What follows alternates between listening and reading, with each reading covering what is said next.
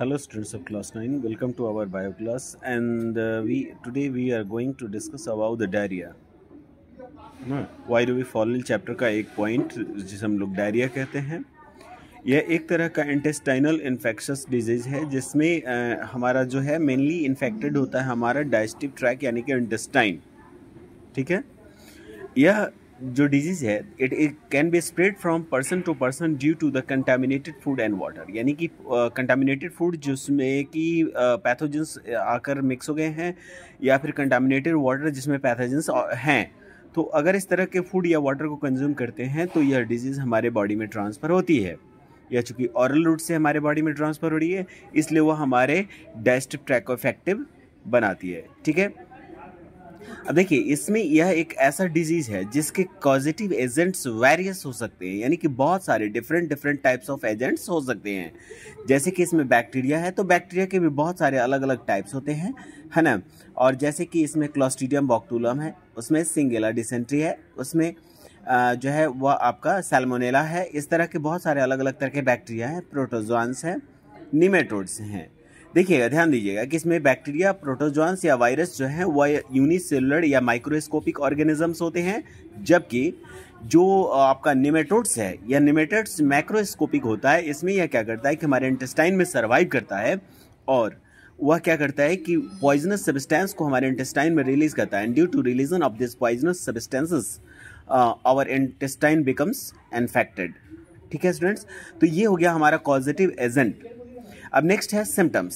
Symptoms क्या क्या हो सकते हैं? तो डायरिया में मेनली जो सिम्टम होता है वो सबसे पहला सिम्टम होता है frequent loose motion and vomiting, यानी लूज मोशन होगा, तेजी से होगा, बहुत जल्दी लूज मोशन आपका जो है बहुत तेजी से फास्टली होगा और बहुत ज़्यादा नंबर्स में होगा। उसके साथ वॉमिटिंग होगी और इससे आपके बॉडी से large and frequently water removal होगा।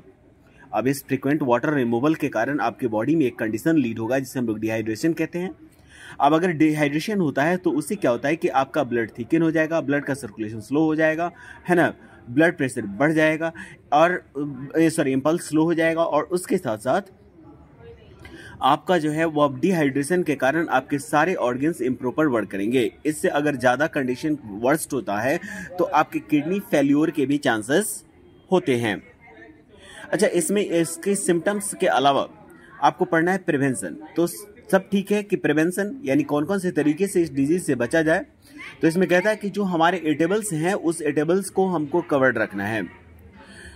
जो एटेबल्स का मतलब होता है जो हम खाने के लिए फूड वगैरह कुक करते हैं या जो भी खाने का सामान होता है उसे हम लोग ढक कर रखें ताकि उस पर फ्लाइज या अदर इंसेक्ट्स आकर ना बैठें और वो डिजीज को स्प्रेड ना करें।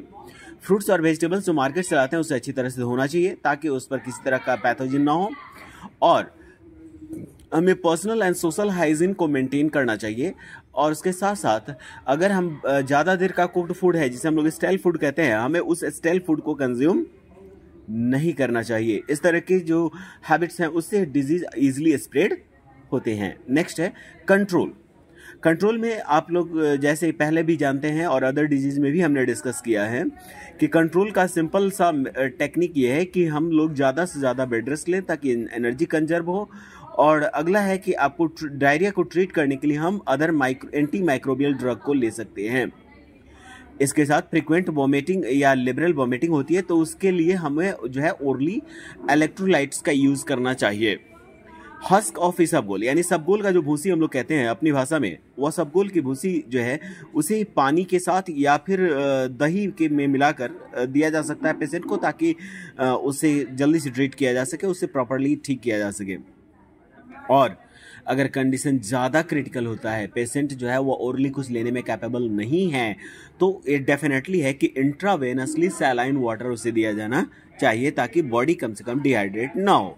And most of drugs should be provided intravenously ताकि उसमें वॉमिट होने पर उस मेडिसिन के जो है मतलब बाहर निकल जाने का या उसका ऐसा ना हो कि वो इफेक्टलेस हो जाए। ठीक है, अब इसके साथ आप उसको और ज़्यादा कंप्लीट क्योर करने के लिए आप उसे क्या क्या दे सकते हैं? तो कहता है कि इसमें डाइल्यूट सूप दिया जा सकता है, दाल का पानी दिया जा सकता है, राइस वाटर दिया जा सकता है यानी माड़ जिसे हम लोग कहते हैं, और बटर मिल्क के साथ अदर सब्सटेंसेस दिए जा सकते हैं जो कि उसे ज़्यादा जो है वह कम्प्लेक्सली डाइजेस्ट ना करना पड़े, ईजिली डाइजेस्ट हो जाए उसके बॉडी में और उसे एनर्जी प्रोवाइड करें। ठीक है स्टूडेंट्स, ओके, थैंक यू।